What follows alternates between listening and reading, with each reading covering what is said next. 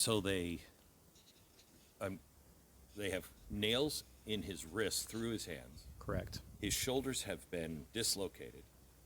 They nail his feet to the cross. One nail, both feet. And the only way he can breathe is if he's pushing himself Correct. up, right? Correct. Because everything's collapsing on him. And he has no strength in his arms to pull himself up. Right. So the pain of pushing himself up must have been. And can you imagine I wouldn't be able to speak. No. I wouldn't be able to, you fight for every breath. Yes. As a pastor, I've been with people when they are fighting for every breath at the end of their life. And I think about Jesus, and Jesus is able to utter certain words even from the cross. And what is he quoting? He's quoting that messianic psalm constantly, Psalm 22. He's just quoting it verbatim. Jesus loved the Psalms. He quotes them often. He quotes from Psalm 110. He quotes from Daniel 7:13 and following. And Mark 8:31, Mark 9:31, Mark 10:33 and 34. He constantly reminds his audience, even though they're confused, the Son of Man must die and rise again 3 days later. He must do it. Luke's gospel, the great historian Luke, the doctor who gives us his wonderful Luke Acts sequel in the scriptures, he tells us that Jesus set his face like flint to the cross. So this was no accident. This was no mess up. Jesus intended to go to the cross for us. Didn't want to. Didn't want to, asked if he could ask the Father if it could be held back in any way, which again shows us that he can empathize with us even in our weaknesses. So he's buried. No, wait. So he dies. Yes. He dies on the cross. That is to scale a Roman lance, 3.5 centimeters wide. And remember, they're coming around, the Jewish sensitivities, Sabbath and Passover. So this was a high holy day. We got to make sure these dudes are dead. So they break the bones of the criminals onto the right and the left of Jesus of Nazareth, but they come and Jesus is already dead. And just to make sure they penetrate, and again, these guys knew what they were doing, they use this lance and they penetrate right between the 5th and 6th rib, 3.5 inches into the heart. And the scriptures tell us that blood and water come out. And again, how would first they know this if they were making up forged documents? But secondly, what do we see, as we have already suggested on the shroud? We see that 3.5 centimeter wound in the side of the man of the shroud. It's just above the patch in the left there. Do you see it there, Glenn? Mm-hmm. And you see the very dark blood. That is the lance wound post-mortem. He was already dead. And I would like to mention, if I may, Glenn, I want you to hold a temple tax coin. At this moment, I think it's important for you to handle this. This is extremely rare. That's 1 shekel, 14 grams, Tyrian silver. That's authentic. That is the currency that you had to pay for the temple tax of the Jewish temple. And so there's a miracle in the Gospels where Jesus says to Peter, "Open that fish's mouth," and it's the temple tax is there in his mouth. But even more so, Judas Iscariot has paid 30 of those to betray Jesus, the price of a slave. That's authentic. We know from the writing on it, it's from the 20s when Pilate is in power. You can imagine what that must have felt like to Judas, seeing this play out. Yeah, I have one of these next to my microphone. Wow. And I've had it for 20 years. I went over to Jerusalem and I bought one just like this because I wanted something that Judas could have held. Yes. And it reminds me, don't sell out. That's right. Don't ever, ever, ever sell out. And you don't. You're amazing, Glenn. Well, it's a remarkable reminder.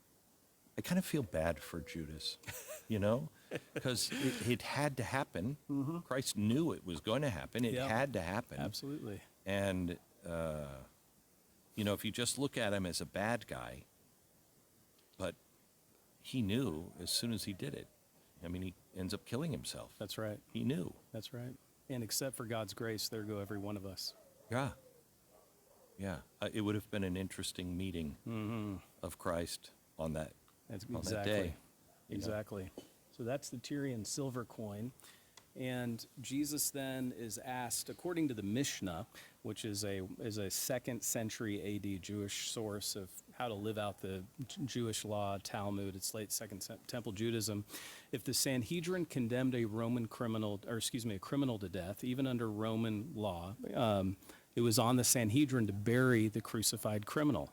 What do we see in the juridical procedure in the Gospels? We see that Nicodemus and Joseph of Arimathea, two members of the Sanhedrin, take control of burying Jesus' body.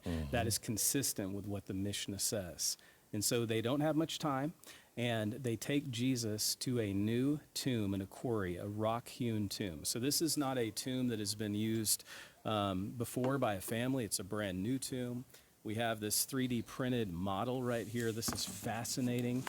This is so fun, too. So, Glenn, I've had the opportunity to film at all the resurrection sites of Jesus and Lazarus and Jerusalem. I've been in more tombs than probably anyone you've ever interviewed. Most Jewish tombs look like our hand. You walk into the tomb, and you usually walk down the steps. It's usually just a meter square, because not a lot of rich people got buried in the land of Israel. And so when you see this large circular stone, that's a crucial key. This is a rich person's tomb. They've got a big stone, because 80% of the tombs that we've discovered in the land of Israel are just a meter square. They're small. But when you would get inside your palm of your hand, that's where you would pray, you would mourn the dead, and then the finger slots are niches for the bodies to be buried. So the Jewish family burial would happen. And there's only one niche in this. Right. There would have been more originally. Joseph would have had more. I have stood, and I am convinced, based on the archaeology, based on all of the evidence, and I write about this in my book, Body of Proof, at length, that the edicule inside of the Church of the Holy Sepulchre is, in fact, the place where Jesus was buried. My sticking point on this is the mother of Constantine, who's like, yes, that is the place. Yeah, and she picked out the church, too, at Bethlehem, the Church of the Nativity. So, what were her credentials? Absolutely. So, but I've been to both places. I've been to the Garden Tomb and to the place that she says. And I have no idea. Right. Tell me the evidence that is the tomb. This is really fascinating. I want you to hold another coin, okay? Because this will answer your question. Okay. Coins were like the social media of the 1st and 2nd century. They would tell you who is in power, what the name of the city is, and what cultural sensitivities you needed to be aware of. After 3 Jewish revolts in the 1st and early 2nd century, Hadrian has had enough of the Jews, and he demolishes Israel, and in particular Jerusalem, after the 3rd revolt, 132 to 135 AD, the Bar Kokhba, the Son of the Star revolt. This is 60 years after the temple's gone. Exactly. And Hadrian sees Christianity as just a Jewish sect. He wants them all dead. He renames the land of Israel Palestine. It is the reason I never use the word Palestine when referring to the Holy Land, the Jewish people, their land. Hadrian originates the term Palestine, and he does so very pejoratively. I was actually flying in an airline. This is anecdotal recently. I fly with American Airlines, but I was on one of their One World partners. I'm flying over the land of Israel. It doesn't say Israel anywhere on the flight map. It says Palestinian territories as an echo back to Hadrian. So Hadrian demolishes Israel. He renames Jerusalem Aelia Capitolina, and that bronze coin that you hold in your hand from the 2nd century says it's stamped with Hadrian Aelia Capitolina. This is the new name for the city of Jerusalem. Wow. When Hadrian demolishes and razes Jerusalem in the 2nd century, he hears about this venerated site of this dying and rising God, and he absolutely demolishes it. He puts in a temple to the god Venus, and then where Jesus is crucified, another venerated object to Jupiter, and Hadrian unwittingly becomes the protector of this sacred Christian site of Jesus' death by Roman crucifixion and his resurrection, because people didn't move around a lot, Glenn. If you would have lived in the 1st and 2nd century, you would have said, you would have taken your kids there and said, hey, this is where he died. Right. Ignore the Venus thing. It's like our liberals today who want to demolish our history. Right. This is where it happened. This is where Gettysburg happens. Right. We can call it whatever we want now, but this is where Jesus died. This is where he was raised from the dead. And so that's 200 years before Helena. The archaeology is that good. And then when you see in 2017, the tomb is open for a remodeling, really a refurbishment is what we should call it, because it's falling apart. And the limestone is all 1st century. And so it's a rock quarry. And I have filmed in the very edicule. And I know that everything seems wrong about the Church of the Holy Sepulchre. It seems like it's outside the city. Well, Agrippa Right. expanded the city walls in 44. When's Jesus crucified? 33. So you're following with me. The archaeology. And I love a word about the Garden Tomb. I love it. Anytime I lead It's so tours, peaceful it's there. peaceful. We take communion there. It's fabulous. But even the director of the Garden Tomb knows that that's not the historical site. Golgotha, place of the skull. Yes. That's another thing about the Garden Yes. Tomb. It looks Yes. like a skull right there above the bus stop. It does. right? Yeah. Yeah. Well but done. that's not. That's not. That's not where he was. Yeah. It's too far away. It's too early. The tomb, specifically, I should mention, the tomb is about 700 years earlier than the time of Jesus. And so it's much too old to be Jesus' tomb. We know that to be true, based again on the archaeology. I think science and God go hand in hand. God's got to be the greatest you. scientist and mathematician of all time. Yes. I mean, everything is math. Everything is science, you know? And I don't believe that he works outside of that. Right. He can't, or the whole thing would collapse. You know what I mean? He Right. created the rules. He plays within the rules. If he's resurrecting and there is energy that's coming in like that, you would think that there would be the flash. It would leave Yes. evidence. Yes. So this isn't a miracle as much as it is just a marker of God That's right. doing something That's right. scientifically. That's right. Exactly. So this is not something that God did so we'd have faith. This is just one piece of evidence that, yeah, it happened. That's right. But it's not. Do you see this as a faith thing or just evidence that it happened? That's such a great question. I see this as a living gospel. Faith is always defined by its object. We don't have faith in faith. We have faith based on evidence. And so I see it as yet another evidential layer of the greatest event of human history, Jesus' death and resurrection on our behalf on the cross. So I see it as just another layer of very important evidence. It's the only historical evidence we have of the resurrection outside of the New Testament I've been to scriptures. several places that have the cross. Yeah. We could build a forest of all those relics. So truly, it's the only, and it doesn't, this is as close as your audience, and I'm so thankful to you doing this in your studio. This is as close as any of us will ever get to the shroud today. Because I've wanted to go to Turin my Yeah. whole life. even this year in the Jubilee, we're not sure if it's even going to be on display. Some Why? youth locally, and it's all up to the Archbishop of Turin, so we need But to. I mean, they have Yeah. the technology to keep Absolutely. it safe. Oh, Was this ever more vibrant than it is now? We only can speculate. We don't know that it was ever more vibrant, but we do know that it is degrading based on that waxus. Okay. We know that the fibers itself are degrading. We don't know about the image. The image has always been faint. That, and again, Secondo Pia didn't even see this till 1898. 1898 is the point at which Secondo Pia, a lawyer, takes a photograph of the shroud, and in the negative, he sees it and says, "Oh my God!" And that kicks off modern science. But it was in the church. It was in the Turin Church, correctly, in 1898. But it was in a box. It was on display, and he had to build an scaffolding to take, and it was one of the first photographs ever taken with a flash, with electricity. The church had no electricity, by the way, and so he takes it with flash photography. The exposure takes hours, literally. For the benefit of anyone under the age of 30, our phones did not always take pictures. Right. Yeah. Yeah. I mean, he It's still had a phone. Don't get me wrong, but it you had didn't have a phone, but camera It with didn't it. take pictures. You had to use camera. Right. You had to go in the dark room. Right. He goes, and that kicks off. So for 125 years now, we've enjoyed modern scientific study of the shroud, and all of it smacks of authenticity, not forgery. Glenn, if I'm putting up on your table right now all the evidence for and all the evidence against the Shroud of Turin scientifically, there's one shred of evidence against it, the erroneous 1988 carbon dating, and then a absolute deluge of evidence by scientists, not theologians, not pastors, hoping that it is. Most pastors and theologians. They discredit this. Right. And I say to evangelicals who are watching, don't be conditioned as I was to think, oh, this is some Catholic relic. read it, study it, read from people like me and Glenn and others who actually look at the science, we look at the reports, we learn from everyone, but we don't let anyone think for us. Yeah.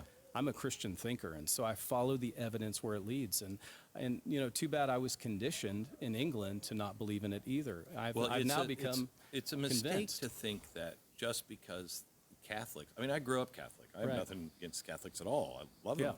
But you're conditioned to think, oh, it's Catholic. So the one thing, I was actually given permission to go into the secret archives In the Vatican Library? in the Vatican Library. So I went in with the chief theologian and the head of the archives.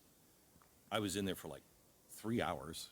Wow. It is, I mean, I don't know how I got the invite. I honestly don't. The theologian who is the one who consults with the Pope and says, okay, theologically, he was with me in the first room we were in. I said, what is this room? And he said, I don't know. I've never been allowed Wow. past that door.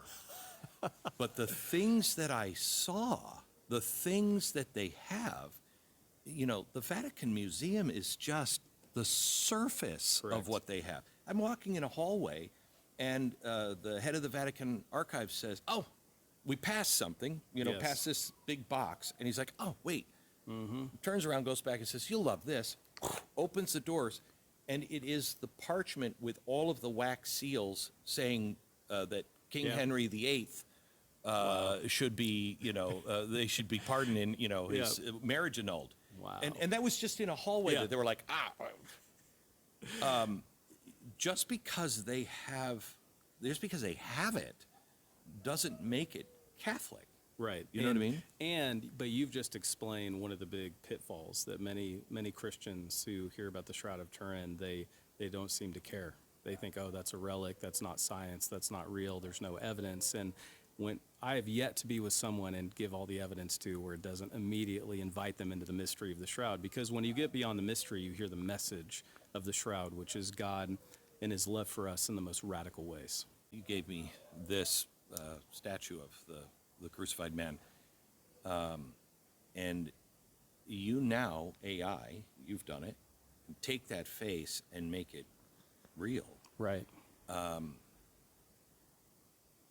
I'm, you know, we're in this place now where things are going to get really weird. Yeah. And now you can do that, but then you could put all of the words of Christ into a chat, and you can make that man speak to you, which Yes. would be freaky. Yeah. What are your thoughts on any of that? Yeah. Have you thought of that at all? I have. Where we get verified information from becomes crucial. I wrote an op-ed a few years ago when AI was just coming on the scene, and the title of it was "My Daughter Prayed to Alexis," because it was just a slip. You Yeah. know, we have Alexis in our house, Yeah, and instead of yeah. saying "Dear Jesus," she said "Dear Alexis." Yeah. But I remember Googling white American couple at the time in this Fox News op-ed. And what the learning machine sent back to me was everything but a white American couple. And this is what Google told me to look at. And so ever since then, I've been saying to my students, to those where I speak, where I publish, we have to be so careful where we get verified information. The great thing, why I'm not too concerned about it, is we have an embarrassment of riches of the earliest words of Christ. Yeah. As codified in the New Testament scriptures. Right. You can't change that. Right. And what I love about evidence is... Well, you can if everything is digitized. That's right. But again, when we come back to these sources, this is where it's on us to be educated. And this is why I'm a Blaze subscriber, Glenn. This is why where I get information is paramount for me and my wife and our 5 children. I want to not be conditioned by society. I want to be able to understand what I believe and why I believe it based on evidence. Because the same follow the science crowd has tried to suppress this science, Yeah. which is ironic. Yeah. It is interesting, you know, the Big Bang, Yes. that was originally a Christian Yes. idea. Yes. Christians were like, okay, well, I don't know exactly how he creates, but the Big Bang. started. And the scientists originally were against that because Right. they said, yeah, but what lit the match? Yeah, they thought the universe had always been in existence. Correct. And your show with Hugh Ross was excellent, Oh, by the he's way. fantastic. He's phenomenal. Thank you. Yeah. So where does this go now? So, Shroud of Turin research has never been taken more seriously by scholars. And my prayer is that, thanks to voices like yours joining in, we can make this where the world will have access to this information. Because when I look deeply at the evidence of the shroud, I see God's plan for me. I see that it really matters. And what I want to talk about, Glenn, is let's say it's real. What are the implications? What are they? What are the implications that we have the exact moment of Jesus' resurrection caught in the image of the man of the shroud? It makes the hair on the back of my neck stand up, because the Gospels don't tell us what happened at the moment of resurrection. Right. All the disciples are running scared. Only John and the women, who are mentioned in Luke 8, stay behind to actually be with Jesus. They know something weird is happening at the tomb, because normally soldiers were not outside the tomb stationed there. And yet we don't know what happens. We know that there are 2nd and 3rd century writings that talk about what happened at the tomb. Those are like Christian comics. But when we see if this is indeed, and I believe it is, the shroud of Jesus, unequivocally based on the evidence, this tells me that this is God's answer to suffering. This tells me I have hope. That Greek word in the New Testament scriptures, elpis, used 100 times. We have a hope that never dies. Peter says, I have a living hope based, not because I feel like being hopeful today, because, man, I didn't really feel like doing anything today. I have a living hope because Jesus historically raised from the dead. So when I see it, I see hope. And I see God's answer to injustice and the suffering in our world. There's something happening in the world. Correct. Right now. I mean, I think we're seeing evil like we haven't seen in a very long time. And I think we are going to see godlessness and the birth of a new God through AI. Right. Well said. And it's going to control everything. And you can easily see how the book of Revelation, its prophecies, are possibly just over the horizon. Absolutely. Things that I remember reading when I was young going, that'll never happen. And here it is. Right. And here it is. But as darkness grows, shadows can only grow darker if the light is stronger. That's right. So there is something else that God is doing, and I think we are seeing that. I think that there are things happening all over the world. I mean, the stuff that's happening in Jerusalem now, where they've just found the temple Yes. block, the Yes. road, Yes. and the things that I believe they're on the road of discovering are astonishing. Right. Astonishing. And will, for a lot of people who need that kind of stuff, it's going to be a choice. Mm-hmm. Now do you believe? Now do you believe? When is enough? What is, yeah. And there will be those who will always reject it. But are you seeing the same thing? Are you feeling the same thing, that there is a new, and I think different and deeper kind of spiritual awakening than maybe man has had? Absolutely. I wrote a book called Unimaginable, because without Christianity, without God, we destroy ourselves. It becomes law of the jungle. And I think that we have so cannibalized ourselves through the godlessness that we see in the world. People are starting to seek God again. And the scriptures promise in Romans chapter 1 that when you seek after God, he will reveal himself to you. I have to share one thing with you about light. You made me just remember it. In the photographic negative of Jesus, at the moment of resurrection, guess what color Jesus' hair is? This one? Yes, when that is now in its negative, but in the positive, his hair is white. What does the book of Revelation say about Jesus when he returns? His hair is white like wool. So we're seeing Jesus at the moment of resurrection. Remember, when he transfigures himself in Mark 9, the disciples don't want to leave. In fact, his body was likely still glistening after the fact.